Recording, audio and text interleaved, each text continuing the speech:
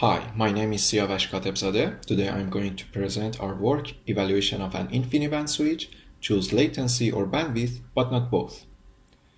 Today's modern data centers feature a mix of traditional and emerging applications. Based on their network demands, we can categorize these applications into two groups. The first category includes latency-sensitive applications, which require ultra-low latency to have desirable performance. Key value stores and web services are some examples of latency-sensitive applications. The second category includes bandwidth-sensitive applications, which require exchanging large amounts of data among the servers and needs high bandwidth. Big data analytics and distributed machine learning trainings are examples of workloads that require consistent high bandwidth. While traditional TCP/IP stack is still the dominant network stack in today's data centers, prior work shows that TCP/IP cannot meet the demands of the new generation of data center applications. To remove the network as a potential performance bottleneck, data center operators have started deploying high-performance networking solutions. InfiniBand or IB is an example of such high-performance networking solutions and implements remote direct memory access technology or RDMA. RDMA enables direct access to the memory of a remote server, meaning that data can move between servers without expensive network syscalls and interrupting the destination CPU. Thanks to the RDMA capabilities, IB delivers low round-trip latency, usually between 2 and 4 microseconds, which is an order of magnitude better than TCP/IP stack. Also, IB is the leader of high-bandwidth networking solutions by providing over 100 gigabit per second link capacity in their products. While a single IB-enabled application experiences orders of magnitude improvements in its performance, it is not yet known whether IB is a good fit for the heterogeneous and large-scale environments like data centers. Let's take a look at IB's architecture. In an IB network, servers are equipped with RDMA-enabled NICs or RNICs. These RNICs are connected through IB switches. All traffic inside of IB networks, including traffic from latency and bandwidth-sensitive applications, passes through the switches. Being a shared component among all traffic makes the IB switch a key component in the performance of an IB network. The question is, are the current IB switches capable of providing both low latency and high bandwidth at the data center scale?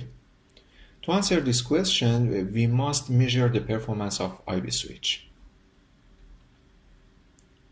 Existing IB switches deliver port-to-port latency in the order of sub-microsecond at low network load and 10 microseconds at high load. The most accurate way to measure the switch latency at such resolution is to use packet capturing devices. However, these hardware-based solutions are expensive. Furthermore, there are software-based methodologies that use the traditional request-response scheme to capture the latency of an IB switch. Unfortunately, the measurement overheads of these tools are high enough to result in poor accuracy. But what are the sources of the measurement overheads? Existing methodologies suffer from the local site processing delays. Local site processing includes multiple PCI transactions that local RNIC performs to fetch data from the host memory, putting the data into packets and enqueuing packets. The software does not capture the exact time a request has been transmitted to the buyer, which results in biased measurement. Additionally, existing methodologies are inaccurate because of remote site processing delays.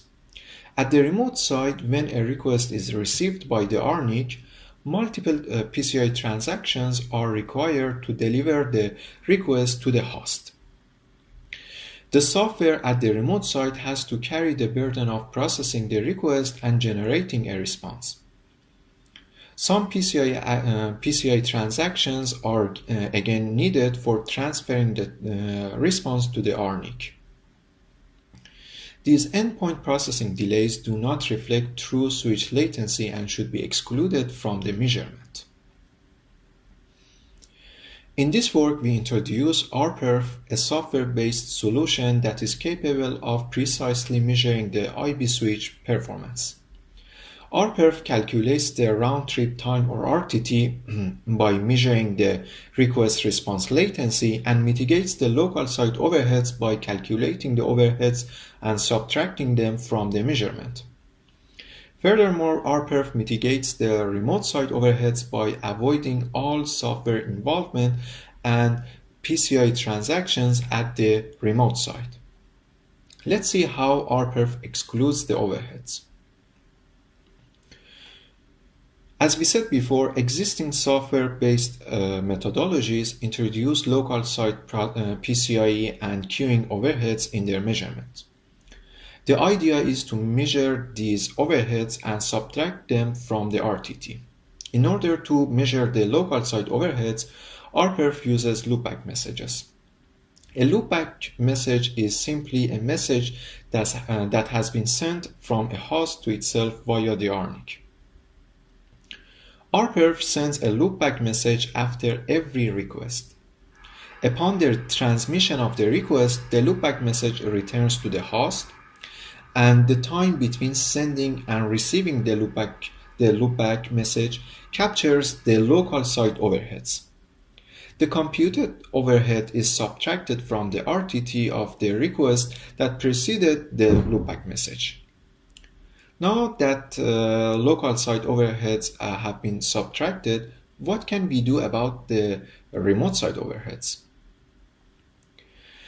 The traditional request-response scheme requires the remote site to generate a response, which introduces PCI queuing and software overheads. For mitigating these overheads, the idea is to use the acknowledgements or ACKs from the RNIC as a response. To this end, RPerf uses send requests. Send is an RDMA primitive that guarantees reliable delivery using ACKs. Once a request is received, the remote RNIC immediately sends back an ACK. Among various RDMA primitives, send does not require the RNIC to wait for the completion of PCI transactions. Just as a reminder, in IB networks, RNIC is responsible for generating the ACK, so the ACK generation does not introduce noticeable overhead. In RPerf, the time between sending a send request and receiving its ACKs captures the RTTs, hence there is no software or PCI involvement in generating a response, and using send request completely eliminates the remote site overheads. Now that we know how RPerf works, let's use it to evaluate the performance of an IB switch. In our evaluation, multiple servers generate a mix of latency and bandwidth sensitive traffic to mimic the data center environment. For latency sensitive traffic, our metric of interest is RTT, and we evaluate the bandwidth for the bandwidth sensitive traffic. In our evaluation setup, we used a private InfiniBand cluster of 7 servers with the specifications that are shown. We also use an IB simulator for those studies that cannot be done in the real setup due to the limitations of our switch. We test our IB switch under converged traffic, which is a common traffic pattern in data centers. In this traffic pattern, we have an LS server which sends latency-sensitive requests to a destination. The size of each request is 64 bytes, and they are sent in a closed-loop manner. RPerf measures the RTT for the LS server. We also have BS servers which generate bandwidth sensitive requests and send them to the same destination. These requests are 4096 byte and sent in an open loop manner. In our experiments, there are 5 BS servers, but not all of them are active in various tests. RPerf calculates the total bandwidth of all active BS servers. In this test, the number of active BS servers varies from 1 to 5.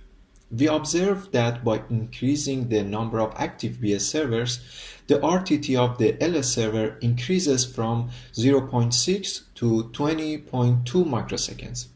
This RTT increase is undesirable in data centers. We also observed that regardless of the number of active BS servers, the total bandwidth of all of the BS servers remains around 54 gigabits per second out of 56, which is our link capacity. While the RB switch succeeds in providing consistent high bandwidth, we observe a significant increase in the latency. The reason behind the high latency is that the traffic from LS and BS servers share the same switch output port, and the output port contention victimizes the packets from the LS server. We observed that our IB switch fails to protect latency-sensitive traffic out of the box, and the reason is that the latency-sensitive traffic competes with the bandwidth-sensitive traffic at the output port. To resolve this problem, the switch must avoid letting latency-sensitive traffic wait behind bandwidth-sensitive traffic. In an IB switch, there are two options to manage the order of transmission. The first option is the switch scheduling policy, which governs the order of packets from input port to be transmitted. The second option is the IB service level, which provides a service differentiation and creates a separate virtual output port for each service. Let's see if these options are able to resolve the performance isolation issue.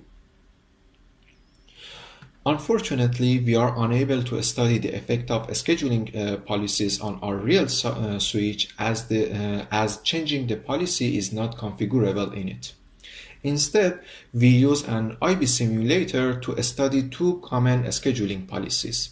The first policy is first come first serve, in which packets will be buffered to input buffer based on their arrival time. And the second scheduling policy we study is round robin. In round robin, in each turn, one port will be selected and its packet will be buffered to input port. Let's take a look at the result of changing the scheduling policy.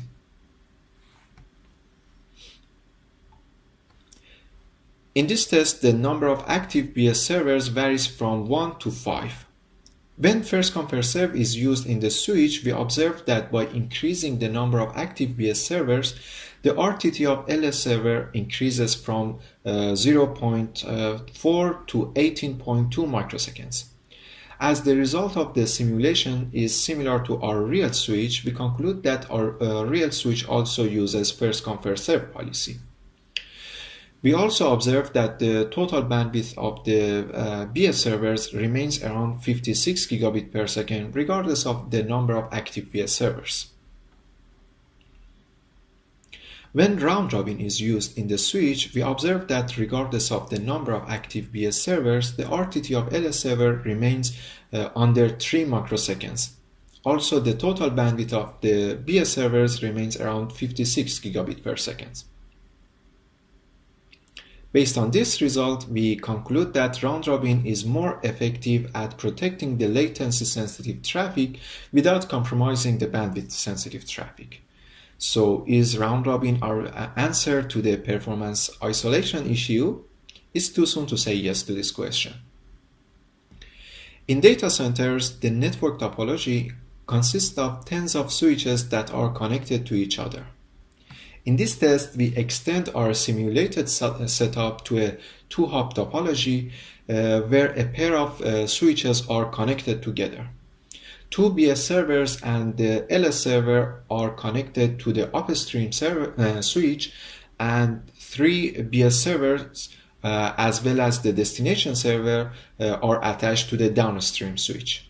In each test, the packet scheduling policy of both switches are either first come first serve or round robin. Using first come first serve policy in both switches, the RTT is around 18 microseconds. And when both switches follow round robin policy, the RTT is around 15 microseconds. Unfortunately, a round robin fails to protect latency sensitive traffic in this setup. The reason is that the latency sensitive traffic shares a link with bandwidth sensitive traffic. In the figure, the yellow link that connects to switches is the shared link. This causes the latency sensitive traffic to be queued at the same input buffer as the bandwidth sensitive traffic in the downstream switch, and will hence suffer from a head-of-line blocking. The previous experiment motivates the need for separate buffer resources for the latency-sensitive traffic. Such a strategy allows the latency-sensitive traffic to avoid queuing alongside the bandwidth-sensitive traffic. In IB, such a mechanism is provided through service levels or SLs. In IB, applications are assigned to SLs based on their network requirements. Different SLs are allocated separate buffers, different priorities in the switch. In all of the previous experiments, the same SL was shared among all traffic. Now let's use a dedicated SL for the latency-sensitive traffic. In this test, we evaluated our real switch under converged traffic from 5 BS servers. The switch uses two SLs, one for the traffic from LS and one for all BS servers. We observed that the RTT of the LS server is 0.7 microseconds in the presence of 5 BS servers, which is very close to the test when no BS server is active. The result shows that a dedicated SL performs 25 times better than when both latency and bandwidth sensitive traffic share one SL. We conclude that using a dedicated SL protects latency sensitive traffic. So are SLs the ultimate solution? Unfortunately, no. In our study, we observed that a BS server may abuse this approach by pretending to be an LS server to achieve bandwidth higher than its fair share. Our result shows that such an application achieves 3 times higher bandwidth than others, which results in penalizing other bandwidth-sensitive applications. While an intelligent SL assignment mechanism can help to resolve this issue, the scale of data centers with thousands of running applications makes this approach an open problem. We conclude that IB's SL fails to provide performance isolation. In this work, we aim to see if existing InfiniBand switches are suitable for data centers. As a step toward answering this question, we propose RPerf, a software-based methodology for precisely measuring the performance of IB switches. Using RPerf, we observe that our IB switch fails to provide both latency and high bandwidth simultaneously. We attempt to improve the performance isolation using common packet scheduling policies as well as IB's service levels, but we found all of them deficient. We conclude that IB switches require more effective performance isolation to be suitable for data centers. Thank you for your attention. Please see our paper for additional details and studies. We also publish the source code of RPerf. You can access them online. I would welcome any question.